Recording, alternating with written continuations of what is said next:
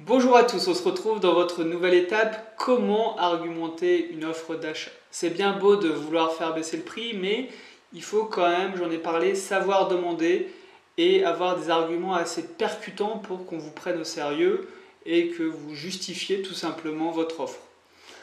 Alors, les exemples que je vais vous donner, je les ai utilisés, il y en a qui marchent plus ou moins bien, ça dépend aussi du vendeur, ça dépend aussi du moment où vous demandez au vendeur. Si vous essayez de négocier alors que le bien est en vente au bout d'une semaine, c'est forcément plus dur de négocier que s'il était en vente depuis 2 ans et que personne n'avait fait d'offre d'achat depuis 2 ans. Donc les résultats sont vraiment aléatoires par rapport à la situation du vendeur, donc à tester vraiment. Alors, premier exemple, c'est vous dites au vendeur, je ne peux pas vous acheter à ce prix-là, ce n'est pas rentable pour moi. Tout simplement, vous dites que vous avez des objectifs de rentabilité qui sont 7% de rentabilité, par exemple, et vous lui montrez par A plus B, donc avec vos calculs, que à ce prix-là, ce n'est pas rentable. Alors bien sûr, je vous encourage à un petit peu modifier les chiffres, hein. Vous ne parlez pas forcément de tous les chiffres. Vous ne dites pas par exemple que vous allez faire de la location courte durée, ou vous ne dites pas que vous allez faire de la colocation si vous achetez un grand appartement ou un petit appartement. Donc vous ne dites pas que vous allez augmenter vos revenus. Vous pouvez tricher un petit peu en augmentant un peu le budget travaux. Enfin, vous vous arrangez pour faire en sorte que, effectivement, à ce prix-là, c'est pas rentable pour vous.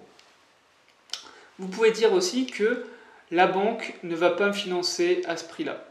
Tout simplement, vous dites, ça peut aller d'ailleurs avec le premier argument, hein, c'est pas rentable, je ne vais pas être à l'autofinancement, la banque ne va pas me prêter. Donc, je ne pourrai pas acheter votre bien. Le fait de faire passer la banque comme responsable de votre offre, c'est en général une bonne astuce pour justifier, pour que ça passe bien. Pareil, l'exemple d'après, vous pouvez dire que la banque ne me finance que 10 000, que 100 000 euros par exemple. C'est le principe d'avoir un pré-accord avec la banque. Donc vous pouvez très bien aller voir votre banquier et lui demander combien vous me prêtez demain pour acheter de l'immobilier. Il va vous dire peut-être 100 000 euros. Et bien vous, quand vous allez voir un vendeur, vous dites regardez, moi je peux avoir que 100 000 euros. Alors bien sûr, il faut que ça soit un bien qui soit vendu plus cher pour pouvoir le négocier à 100 000 euros. Après, rien ne vous empêche de demander à votre banquier de vous faire plusieurs préaccords de banque à 100 000, 80, 60 000 euros. De toute façon, le préaccord de banque, ça n'a aucune valeur, hein, je vous le dis, parce que certains pensent que comme ils ont été voir la banque avant d'acheter, qu'on leur a dit on va vous prêter 200 000 euros, ils pensent que c'est gagner les doigts dans les poches. Non, non, la banque en fait, elle vous donne un prix comme ça, mais après elle va regarder le projet hein, en détail. Bon.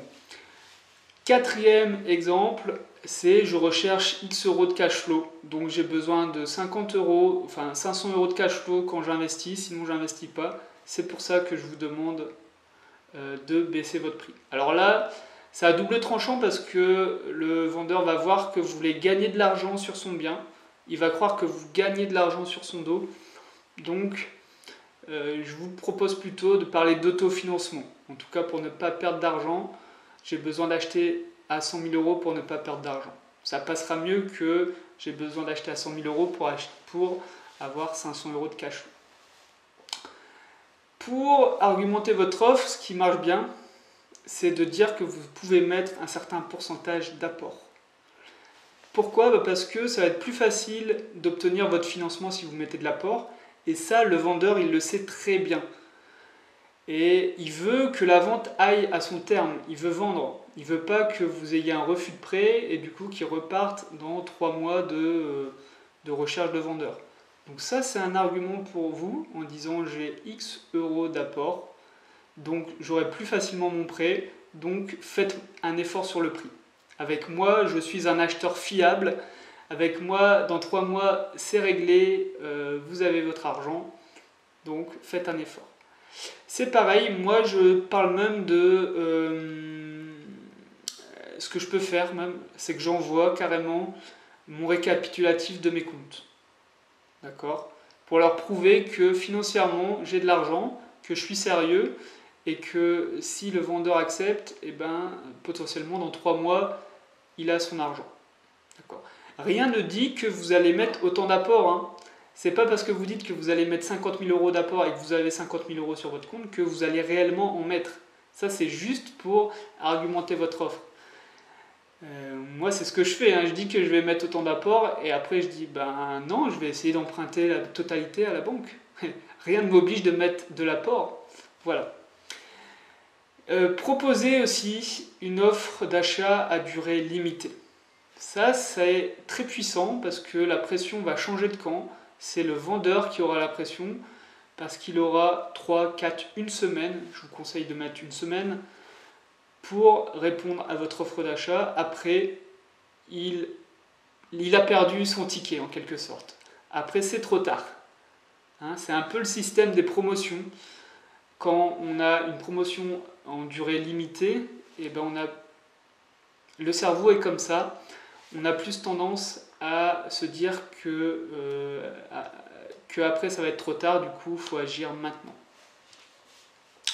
Un autre argument, c'est de dire qu'on peut signer demain le compromis. Hein, demain, vous lui enlevez une épine du pied en vous mettant d'accord sur le prix de vente. Demain, on va voir le notaire. Voilà. Avoir un préaccord avec la banque, j'en ai parlé, avec la banque ne peut me financer que X milliers d'euros. Et un argument aussi qui est assez étonnant, hein, mais qui marche assez bien, c'est de dire que vous n'avez pas assez pour acheter à ce prix-là. Alors c'est assez étonnant, mais vous dites, non, 100 000 euros, je ne peux pas acheter à ce prix-là, par contre je peux à 85 000. Voilà. Bizarrement, ça va créer en fait un peu d'empathie chez le vendeur. Il va voir que vous ne pouvez vraiment pas payer plus et il va être plus susceptible de faire un effort. Voilà. Donc surtout, j'en ai déjà parlé, hein, dans les erreurs à ne pas faire en négociation, il faut que vous vous fixez une limite d'achat grâce à votre étude de rentabilité de cash flow. Comme ça, vous savez quel chiffre vous devez négocier, à combien vous devez faire baisser le prix. Voilà, on arrive à la fin de ce module. On se retrouve du coup dans le prochain module où je vais vous parler de financement, comment obtenir son prêt.